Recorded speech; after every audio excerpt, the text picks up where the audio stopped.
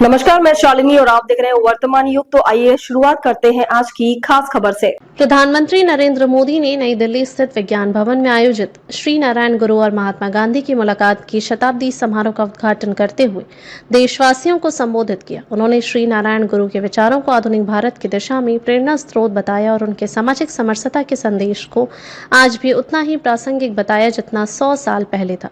अपने भाषण में पीएम मोदी ने ऑपरेशन सिंदूर का भी उल्लेख किया। यह हाल ही में भारतीय सेना द्वारा चलाया गया एक अहम सैन्य अभियान था, जिसमें मेड इन इंडिया हथियारों का प्रयोग कर भारत की सैन्य आत्मनिर्भरता को दर्शाया गया।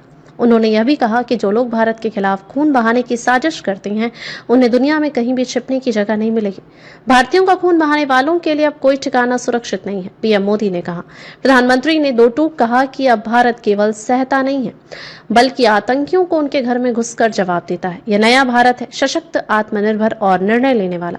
उन्होंने श्री नारायण गुरु को श्रद्धांजलि देते हुए कहा कि उनके विचार केवल समाज सुधार के लिए नहीं, बल्कि लोकतांत्रिक और समावेशी भारत की बुनियाद के लिए भी जरूरी है। आज जब मैं समाज के वंचित और शोषित वर्गों के लिए कोई बड़ा निर्णय लेता हूं, तो मेरे मन में श्री नारायण गुरु के विचार गूंजते हैं। पीएम मोदी ने कहा। प्रधानमंत्री ने एक व्यक्तिगत अनुभव भी साझा किया। जब वह 2013 में गुजरात के मुख्यमंत्री थे और केदारनाथ में आई प्राकृतिक आपदा के समय शिवगिरी मठ के कई संत और श्रद्धालु वहां फंसे थे।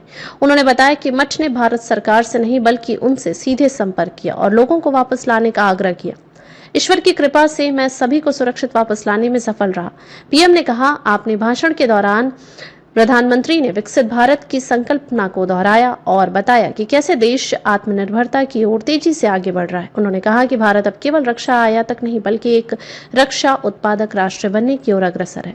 उन्होंने जोर देकर कहा कि आज भारत की सेना अपने दम पर अत्याधुनिक तकनीक और हथियारों से लैस है। ऑपरेशन सिंदूर इसका उदाहरण है, जहां भारत ने विदेशी सहायता के बिना अपना सैन्य अभियान सफलतापूर्वक चलाया। प्रधानमंत्री मोदी का पूरा संदेश साफ था। भारत अब केवल बात नहीं करता, बल्कि एक्शन भी करता है। चाहे आतंकवाद का मुकाबला हो, सेना की ताकत का प्रदर्शन हो या सामाजिक समरसता की बात, भारत अब हर मोर्चे पर मजबूती से खड़ा है। खबरों में अब तक के लिए बस इतना ही। फिर होगी आपसे मुलाकात, तब तक के लिए नमस्कार और देखते रहिए वर्तमान युग। ऐसे ही लेटेस्ट अपडेट पाने के लिए हमारे चैनल को सब्सक्राइब करें और तुरंत नोटिफिकेशन पाने के लिए बेल आइकन दबाना ना भूलें। यदि आप हमें फेसबुक या इंस्टाग्राम के माध्यम से देख रहे हैं तो हमारे पेज को फॉलो जरूर करें। धन्यवाद।